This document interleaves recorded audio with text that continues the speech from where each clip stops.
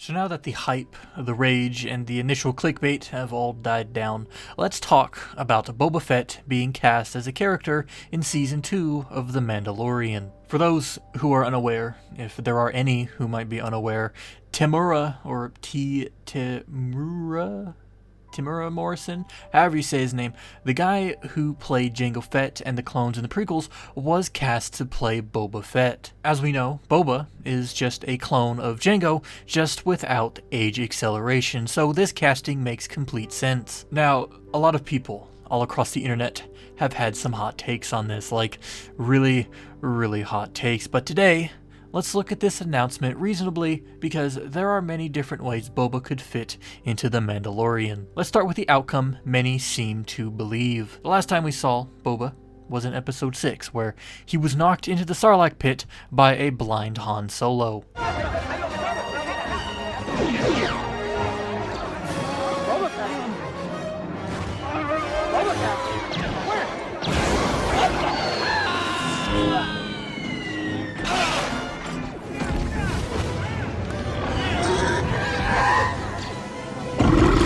For that moment, he was dead. He died there, but in the old Legends material for Star Wars, Boba managed to escape the Sarlacc and went on a quest for revenge against Han Solo. Because of this reason, and because Disney has picked up things from the Legends continuity over the last couple of years, many believe, or have been told to believe, that Boba escaped the Sarlacc and is set to return 5 years after the events of Episode 6 in The Mandalorian. So let's play into this idea a little bit before I potentially ruin your hopes and dreams with what we know. If Boba returns, let's say, Boba's actor, Temuera Morrison, again, however you say his name, has aged since his appearance in Episode 3, giving Boba a more mature and rugged look to fit the gaps between the prequels, Episode 6, and The Mandalorian. Also, if you'd allow me to speculate a little bit, it's highly likely that the overarching villain of The Mandalorian's second season will be Moff Gideon's remnant of the Empire as they hunt the child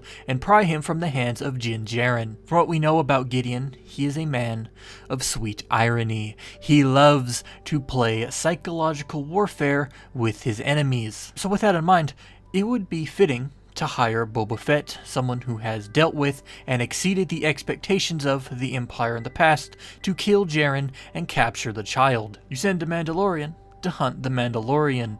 You send the best bounty hunter to hunt another bounty hunter. It all fits together near seamlessly, and while that might all be true, while it's highly likely that Boba will play a large role in The Mandalorian, there is something to note that is against this notion already stated in the new canon. Just because Boba Fett was cast in the show doesn't mean he'll have a large role like many believe. In fact, it's quite possible Boba will only be seen in flashbacks similar to Din Djarin's childhood memories from the Clone Wars. And I figured this because of the same reason I gave for my video on why The Mandalorian wasn't Boba Fett. The official synopsis of the show, the official synopsis of The Mandalorian given to us by Disney, says this: after the stories of Jango and Boba Fett, another warrior emerges in the Star Wars universe. After Jango and Boba Fett.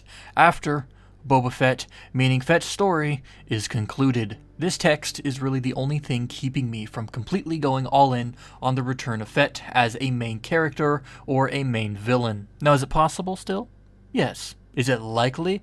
Of course. But, judging by those words, judging by what Disney has told us, I imagine that Fett is either dead or Fett has retired from his life as a bounty hunter. My advice to you is this: don't get your hopes up if Boba Fett turns out to play a very minor role in the upcoming season. But of course, we won't really know until this fall when Season 2 begins to air. So until then, if you have any questions, comments, or concerns regarding this video, Star Wars, or its lore, you can leave them in the comment section down below, and I'll be sure to read each and every one of them.